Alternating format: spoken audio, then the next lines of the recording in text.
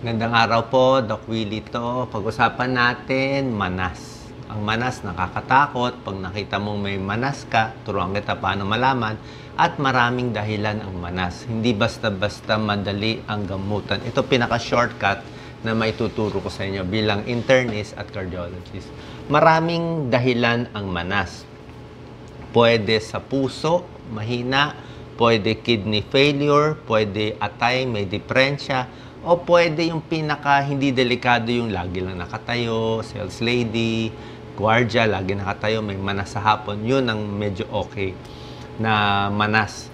Tapos meron ding manas dahil sa gamot, meron ding manas dahil sa infection at varicose veins. So nakita nyo, marami yung possibilities.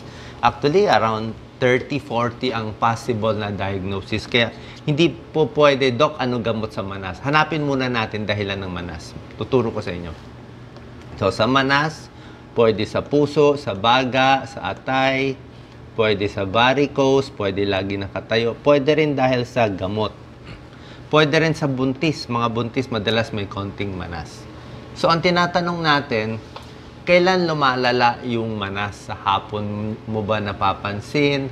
At itatanong natin, meron ba siyang signs na dating may sakit sa puso?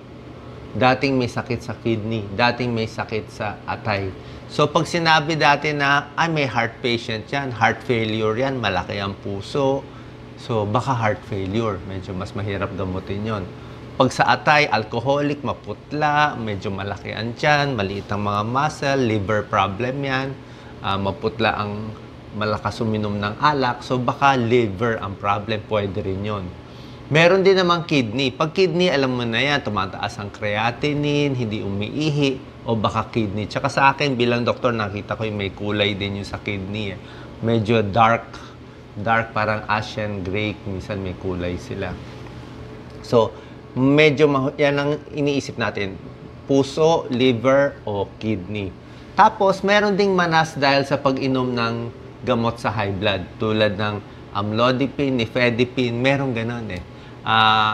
Maganda yung gamot sa high blood. Gustong-gusto ko itong amlodipine, malakas. Kaya lang, in 3% ng tao, may konting manas. Hindi naman delikado yung manas. Pero kung medyo worried ka, babawasan yung gamot o papalitan yung gamot. Tingnan nyo po to. Ito yung normal na paa. Pag ganito, konting manas. Pag konting manas, medyo hindi naman delikado. Ito, maraming manas. Manas na manas talaga. At tuturo ko. So, pag examine ng manas, ganito ginagawa natin. Pag ganito, Doc Lisa, focus mo dito. Pag ganito yung paa, pipindutin mo siya. Pag pindot mo, nakita mo na iwan yung pindot mo. Okay? Pag hanggang dito ang manas, hanggang binti, maraming liquid yan. Mas gusto natin yung manas dito na sa paa. Pag dito lang ang manas sa paa, pinindot mo dito sa matigas na buto, dito lang, mas okay. Pero ito ang taas na eh. Minsan umakyat yan hanggang tiyan. Ito mas konti ang manas. Ito mas marami ang manas. Tapos ina-examine din natin, blood pressure, heart rate. Malalaman mo kasi high blood ba? Mabilis ba yung puso? Hinihingal ba? May tubig ba sa baga? So, yan. Ang blood test na nire-request ko, pag duda ako na merong problema, puso, kidney, o atay, meron tayong blood test CBC, test tayo creatinine sa kidney, potassium sa kidney, SGPT, SGOT, tumataas to pag may sakit sa atay, liver. Pwede nyo na ito pa-test actually. Wala namang kaso, blood test. Urinalysis, sine-check lang. Baka may problema sa kidney. Pag puso, hindi lang ECG. Kulang ang ECG po. Ang ECG, 50% effective lang yan. Mura lang pero hindi siya ganun ka-effective. Mas maganda 2D echo with Doppler. Malalaman kung mahina ang puso, may heart failure, nagkakos ng manas. Pag liver o kidney, meron din ultrasound ng buong tiyan. Okay din to. Pa-ultrasound ng buong tiyan, makikita ko may diferensya sa kidney, namamaga, fatty liver, liver cirrhosis. Kidneys, kung lumiliit, makikita rin may bato sa bato. So, ito yung basic na test. Nakita nyo, medyo mahirap para malaman yung cause. Ngayon, may shortcut akong ginagawa para sigurado tayo matama. Kasi, palagay natin, ang cause ng manas niya sa puso pala. Tapos, hinayaan mo lang, binigyan mo lang kung ano-anong gamot. Delikado, baka mamatay yung pasyente. Diba? So, dapat tama muna yung sakit. Sana malaman nyo yung sakit base dito sa video ko. Let's say, ito mga tinatanong kong shortcut. Pag ang manas mo sa hapon, lagi ka nakatayo, sa umaga wala kang manas, sales lady, guardia, lagi nakatayo, lagi nakaupo, okay lang yan. Tawag dyan, dependent edema. Yan ang hindi delikadong manas. Tsaka itong mga manas dahil nakatayo, konti lang yan, hanggang dito lang yan. Hanggang sa paa mismo, hindi siya aakyat ng binti. Pag ang sintomas mo naman, hinihingal, masakit ang dibdib, may history, malaki puso sa x-ray, sa ECG, sa 2D echo, heart failure. Lalo na yung galit na galit yung mga ugat dito. Galit na galit, hingal na hingal, yun, heart failure. May gamutan tayo dyan. May video ako sa heart failure. Pag liver naman, mas malaki ang tiyan kaysa sa manas. Usually, malaki ang tiyan. Parang beer belly, lakas uminom ng alak, medyo madilaw ang balat, madilaw ang mata, yan, liver yan. Meron din sa kidney ang cause. Ang kidney naman, medyo paga yung muka, medyo maga-maga dito, medyo dark color yung face, medyo nangangati yung skin, at yung ihi, minsan konti na, at mataas yung creatinine. Pag mataas ang creatinine, kidney problem ang cause ng manas. At merong manas, ito naman, tatanungin ko rin, isang paa, dalawang paa. Lahat ng cause natin na sinabi ko, puso, kidney, liver, dalawang paa ang manas. Pag isang paa lang ang manas, ibig sabihin, ang diferensya nandun sa paa. Ano mga cause? Pwede may infection sa paa, may cellulitis, baka may napilay, di ba? Titingnan mo hanggang singit, sa singit ng kaliwang paa, baka may kulani. Pag may kulani, ibig sabihin may infection. Merong mga rare na sakit sa mga tropical countries like sa Pilipinas na isang paa lang. Okay? So yan, iba naman tong cause. Yung mga may varicose veins na malalaki talaga, pwede rin magmanas. Nagkukos din siya ng manas. So, kailan dadalhin sa... Mas maganda po, basta may manas, isang check-up sa doktor. At least once. Or baka dito sa video ko, nakuha nyo na. So, at least once, tipid lang tayo.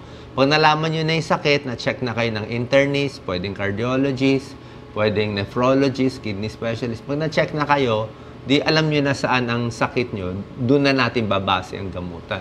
Ang bad signs na talagang kailangan dalhin sa ospital, na hindi pwede check up lang, ER na talaga, yung manas na manas, hinihingal, galit na galit yung ugat, hindi na makausap, bagsak ang blood pressure, yun ang mga delikado na. Pag ganito, mukhang heart failure. Pag ganyan. Anong gagawin? Depende sa sakit. Pag sakit sa puso, heart failure, gamot sa puso. Bawasan ng tubig, pabaliktad ng gamutan. Maraming gamot sa heart failure. Pag sa atay, may gamot sa atay. Sa kidney, may gamot sa kidney. So, pero kung manas lang dahil laging nakatayo, yung mga dahil buntis, lagi lang nakatayo, pwedeng taas-taas lang ang paa. Simple lang to. Doc Lisa, pakita mo. Ito yung compression stockings. Yung stockings na masikip. Nagsusuot ako nito. So, umaga lang sinusuot yung compression stockings. Meron sa mga drugstore, department store. Tuloy-tuloy lang exercise. Bawas sa alat. Alat nagpapamanas. At may mga gamot. Kung dahil sa amlodipine kaya nagmanas, tigil nyo yung gamot. Palitan nyo muna ng iba. Okay? Merong mga exercise, tinataas-taas habang nakaupo. Ito pag mild lang ang manas. Pero kung malala ang cause, hindi makukuha ng ganito. Pwede rin mas mataas ang paa. Hindi naman ganito kataas. Medyo konting taas lang yung paa. O, makita nyo, pag tinaas nyo yung paa, mas bumababa yung tubig. Mas naiihi mo. Pero kung meron kang sakit sa puso, baka hindi pwede ito. Baka hindi niya kaya. Ito lang yung pang-ordinaryong manas. Ito, pati pang-varicose yan eh. Pang-varicose. So, pag nakataas, walang ugat. Pag nakababa, maraming ugat. So, pwede rin ang masahe. Meron ding masahe sa manas. Pataas ang massage lagi. Okay? Pwede to sa karamihan ng tao eh. Yung mga mild cause lang.